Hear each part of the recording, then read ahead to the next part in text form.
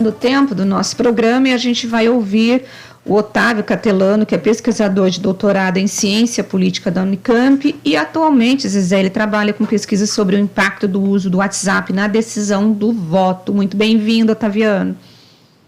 Muito obrigado, Rose, obrigado, Zezé, é um prazer estar conversando com vocês. A Rose eu acompanho o trabalho há um tempinho já, então é um prazer estar aqui conversando. Obrigada. Otaviano, vamos lá. Vamos começar falando... É Otávio. Tá? Otávio? Isso, Otávio. Rose! Essa Rose, Otávio. De Deus, Vamos lá. Não, eu preferi falar agora antes que a gente comece a Desculpe. Imagina, fica tranquilo.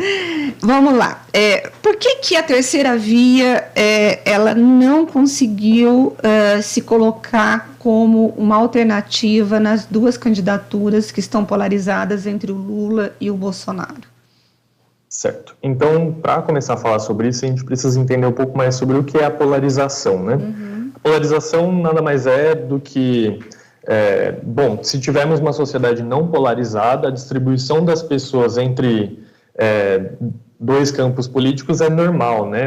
Os radicais são campos menores, tem quantidade de pessoas menores, né, que se identificam com campos mais radicais, e as pessoas tendem a se distribuir mais ao centro entre esses dois polos.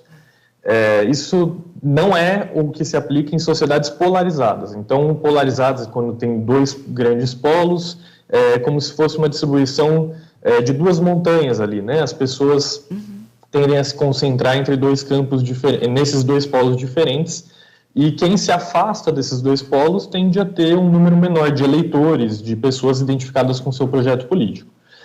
Eu acho que é importante a gente colocar que o conceito de polarização, né, a gente entender a polarização, não significa que é um espelho, né? Então, é como se Bolsonaro e Lula fossem duas faces da mesma moeda, ou como se eles fossem equivalentes, né, no que se refere à sua distância em relação ao centro político, como se dizer, já que Bolsonaro é um candidato da direita radical, se aproximando cada vez mais ali da extrema-direita, mesmo no poder, né, o que é um contrassenso, como se o Lula fosse da extrema-esquerda, né?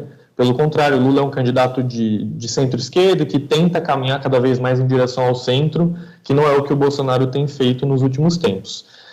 Então, quando a gente fala da terceira via, né, por que a terceira via não decolou, pelo menos até agora, né?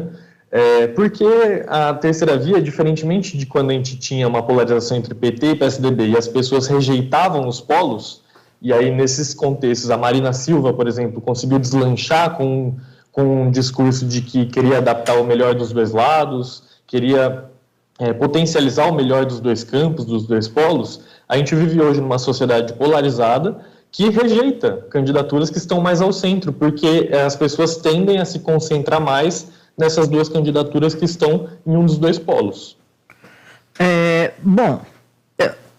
Uma coisa, né, que eu acho que você deve entender melhor do que eu é também a questão das pesquisas eleitorais. Assim, ontem a gente teve resultado de pesquisa, está tendo todas as semanas. Aliás, Rose, sim, a XP. A da XP, aquela loucura da XP, gente, que parece que os bolsonaristas foram para cima da instituição aí e ela recuou e não vai divulgar a pesquisa e é importante dizer que, inclusive, não foram só os bolsonaristas nas redes sociais e os investidores, principalmente do agronegócio, começaram a retirar grana, investimentos, e isso fez com que ela decidisse recuar, né, Zezé? Recuar da divulgação da pesquisa. Então, era isso que eu ia perguntar para você, acerca de pesquisa. Nós aqui sabemos que a pesquisa é uma leitura do momento, é a fotografia, não é o filme, como a gente costuma dizer.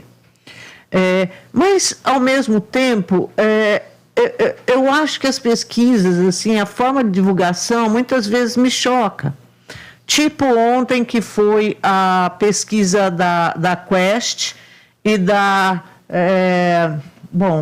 Quest, que exatamente, nós falamos aqui. Mostrando aí uma diferença grande entre Lula e Bolsonaro, e falando que o Lula estaria eleito no primeiro turno, se as eleições tivessem sido naquele dia que a pesquisa foi feita, enquanto que a espontânea Não dizia nada disso. O que para qualquer cientista social que eu converso é onde ele vê e é onde ele se inspira para analisar. Na espontânea tinha Lula 32, Bolsonaro 20 e indecisos 42. Então, por que essa forma de pegar sempre a pesquisa pelo lance do cenário, sendo que esse não é a parte importante da pesquisa? Então, Zezé, eu acho que é muito importante essa questão, porque a pesquisa espontânea, o fato de ter 2 candidatos tão fortes na pesquisa espontânea, diz muito sobre o quanto nossa sociedade está polarizada. Porque, normalmente, nas espontâneas, os candidatos tendem a pontuar muito menos, né, do que quando confrontados ali com o cenário. O cenário mais fiel é o cenário estimulado, porque é o que a gente entende que as pessoas vão ter contatos com outras candidaturas durante a corrida eleitoral. Então, o que a gente vê de 40% de indecisos numa pesquisa espontânea, esse número reduzir tanto quando as pessoas têm contato com outras candidaturas, né, o contato com as opções, com a carta de opções, né, que os partidos estão oferecendo para determinado cargo durante uma eleição. Esse cenário tende a ser mais fiel exatamente porque a campanha eleitoral, a corrida eleitoral, se trata exatamente disso, né, dos partidos oferecerem suas opções para os eleitores. Os eleitores terem contato com os debates e verem quais são suas opções naquele debate. Então, acredito que a pesquisa estimulada seja mais fiel por conta disso. Mas eu queria fazer um pequeno adendo, assim, né, que eu acho que tem pesquisas e pesquisas, né? Existem pesquisas mais fiéis à realidade, existem pesquisas que têm uma margem de erro muito grande, que a gente precisa levar isso sempre em conta, assim como o índice de confiança, mas tem uma questão. Se eu não me engano, a Quest fez pesquisa por telefone. Isso tem um incentivo, assim, né? As pessoas que estão ouvindo no telefone uma máquina falando ali, né? E ficam até o final para responder, provavelmente são pessoas que estão já engajadas com a campanha eleitoral, ou no mínimo se informam bastante, né? Pessoas que têm interesse em participar. Isso pode ter algum enviesamento, por isso que, por exemplo, as pesquisas do Quest e do Datafolha têm sido um tanto diferentes, né, em alguma medida, porque no Datafolha está fazendo pesquisas na rua, em ponto de fluxo, e isso tende a dar resultados diferentes. Agora, deixa eu te perguntar uma coisa, esses tanto de gente aí, vamos pegar esses 40 e tantos indecisos, 42% de indecisos, que são as pessoas que não querem nem Lula, nem Bolsonaro. Para onde você acha que esse eleitor ele vai acabar indo até outubro? Ou esse eleitor vai votar indeciso? Nós teremos aí essa tendência nas últimas eleições, tanto nas eleições municipais, estaduais, quanto assim, um grande número de eleitores votando, anulando o voto ou votando em branco.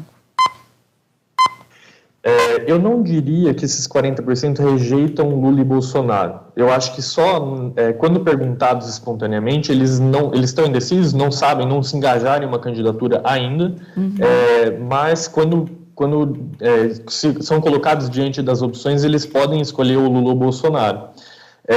Eu acho que tem um exemplo bom, que é do Rio de Janeiro de 2018, da eleição para o governo, que é um caso muito à parte de quando um candidato, que é o Witzel ali, né, conseguiu, nos últimos dias ali, depois da última pesquisa divulgada, angariar muitos votos das pessoas que estavam indecisas, né, quando ele se coloca ali como candidato do Bolsonaro.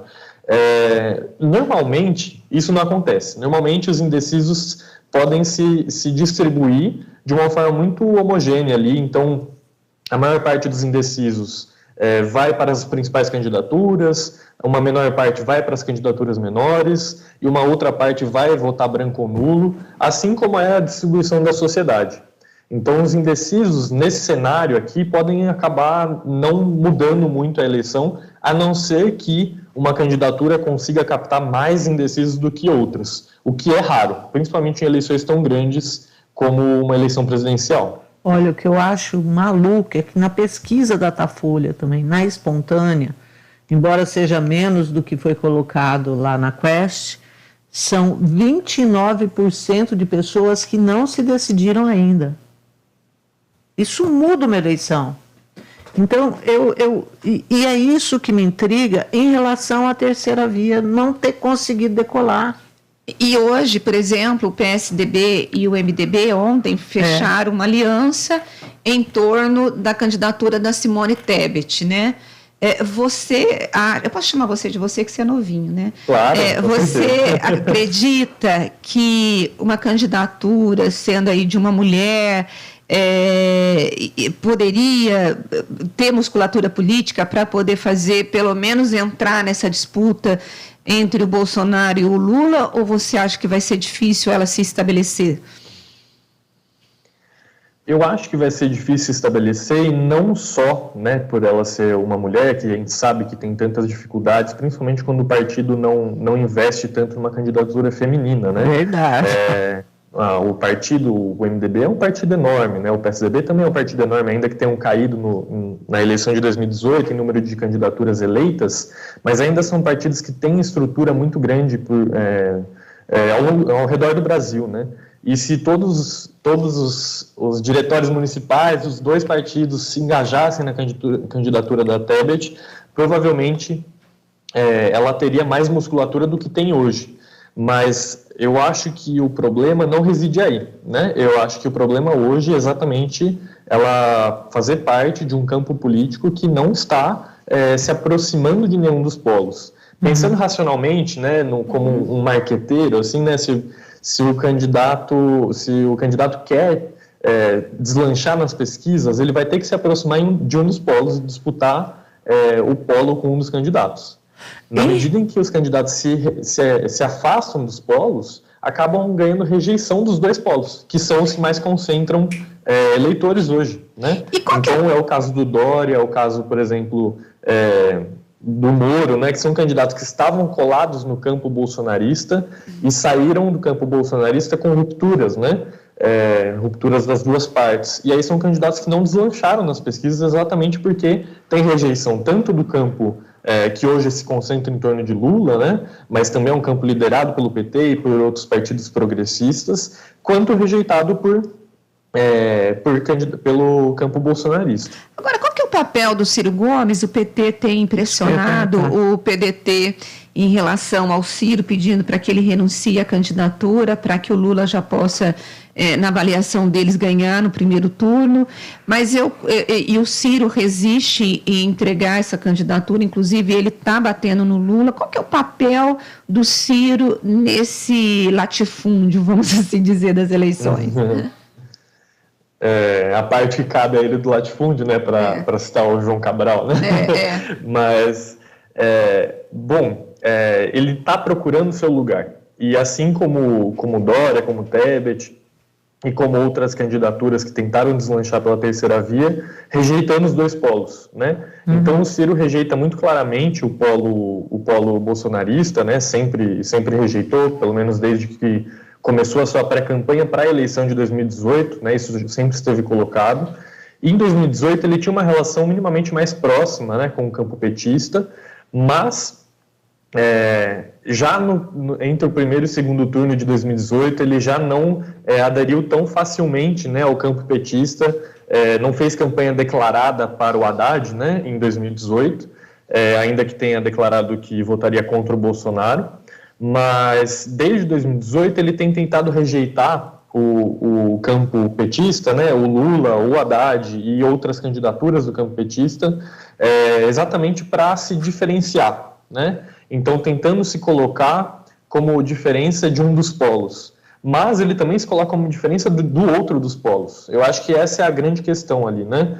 Mesmo que ele tente arrefecer um pouco, né, diminuir um pouco as críticas a um dos polos, colocando como as críticas já dadas, né, ele não vai conseguir criar musculatura na medida em que ele está rejeitando os dois, né? Então faria mais sentido ele rejeitar somente um dos polos e tentar disputar a hegemonia do outro, né, do que ele está fazendo agora, em alguma medida, né? A gente sabe que o que a gente está falando é o cenário de hoje, né? Pode ser que daqui 12 horas o cenário mude completamente, né? A gente sabe como a política brasileira está completamente volátil nesse sentido, mas é o que a gente consegue ver hoje. As candidaturas que rejeitam os dois polos não conseguem decolar, porque os eleitores estão interessados nos dois polos, leem a eleição já dessa forma, né? Ou é Lula ou é Bolsonaro.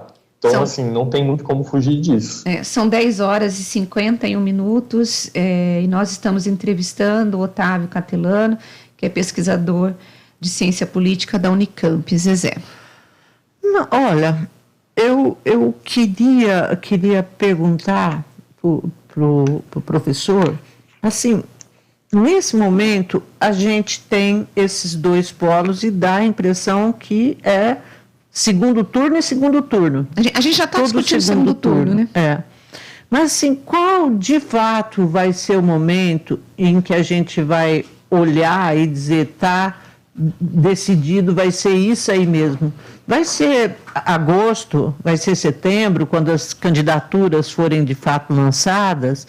Vai ser quando as campanhas estiverem na rua e, sei lá, as campanhas vão poder mudar alguma coisa? Isso me deixa intrigada. Bom, campanhas sempre podem mudar. E podem mudar menos quando estamos em uma normalidade democrática, com preferências mais estabilizadas, assim, né? Tanto que eu acho que das grandes viradas que tivemos foi em 98, se não me engano, né? Que o Lula perdeu, mesmo sendo favorito nas pesquisas muito anteriores. Mas do restante em diante, assim, de 2002 para frente, a gente sempre teve, assim, a candidatura que mais tinha intenções de voto. No começo do ano era a candidatura que vencia. Em 2018 a gente teve essa grande bagunça ali, né, se a gente pode chamar assim mais informalmente de bagunça, que foram grandes viradas a partir de outras grandes decisões, né, que impactaram muito a política eleitoral, né, a disputa político-partidária. A campanha em 2018 mudou muito das coisas, na medida em que tiveram campanhas de desinformação contra somente um dos candidatos, ou grandes protestos contra somente um dos candidatos. A campanha em 2018 mudou muito o cenário, diferentemente de outras anteriores. Então, eu acho que a gente pode entender que a campanha de 2022 tem muito potencial de mudar o cenário, na medida em que, como eu disse para uma amiga ontem, vai ter muita água para passar por baixo dessa ponte ainda, sabe? Os candidatos ainda não estão em campanha há muito tempo, mas ainda não começaram a campanha para valer, na medida em que não estão fazendo os seus grandes ataques aos seus adversários, né? Então, o Lula está em primeiro lugar, ele tem a preferência estável ali no primeiro lugar, mas há uma grande campanha antipetista que está por vir, né? Então pode ser que isso tanto afete ele positivamente, né? Pode ser que ele consiga passar por tudo isso e sair como um candidato preferido, ou pode ser que ele sofra muito, né? Que seus índices de rejeição comecem a aumentar e suas intenções de voto comecem a cair. Vamos falar agora da tua pesquisa, que é onde teu foco de pesquisa, que é o impacto do uso do WhatsApp na decisão do voto. Em 2018, nós sabemos que houve aí um uso imenso das redes sociais e da desinformação. Qual que vai ser o impacto nesta eleição? Você acha que vai ser na mesma proporção de 2018 ou você acha que reduziu esse impacto? O impacto vai ser reduzido se os outros candidatos tiverem a mesma habilidade que o campo bolsonarista teve para usar o WhatsApp a seu favor em 2018. Então, se os outros candidatos tiverem essa habilidade de conseguir fazer com que o WhatsApp discuta a sua candidatura e relacione sua candidatura à vida dos indivíduos, né? Então, no mesmo grupo que o indivíduo falava da igreja, ele falava sobre candidatura, falava sobre eleição e se adaptava, aderia a uma candidatura, à candidatura do Bolsonaro. No mesmo grupo que a pessoa marcava seu futebol da semana, era no grupo em que se falava muito sobre política e sobre como as pessoas tinham que votar no Bolsonaro. Então, os grupos, as esferas da vida da pessoa acabavam sendo relacionadas, muito fortemente relacionadas à candidatura bolsonarista. a candidaturas bolsonaristas no geral, né? Isso só vai perder efeito se os outros candidatos fizerem o mesmo. Aí tem um problema, né? Porque Bolsonaro fez muito disso, e aí a Patrícia Campos Mello mostrou muito disso, né, na eleição de 2018, também no livro que ela lançou recentemente, né, A Máquina do Ódio, recentemente, já faz 2 anos, né, mas ela lançou da Máquina do Ódio, falando sobre como isso não era tão orgânico na medida em que existia um disparo em massa de mensagens pró-Bolsonaro.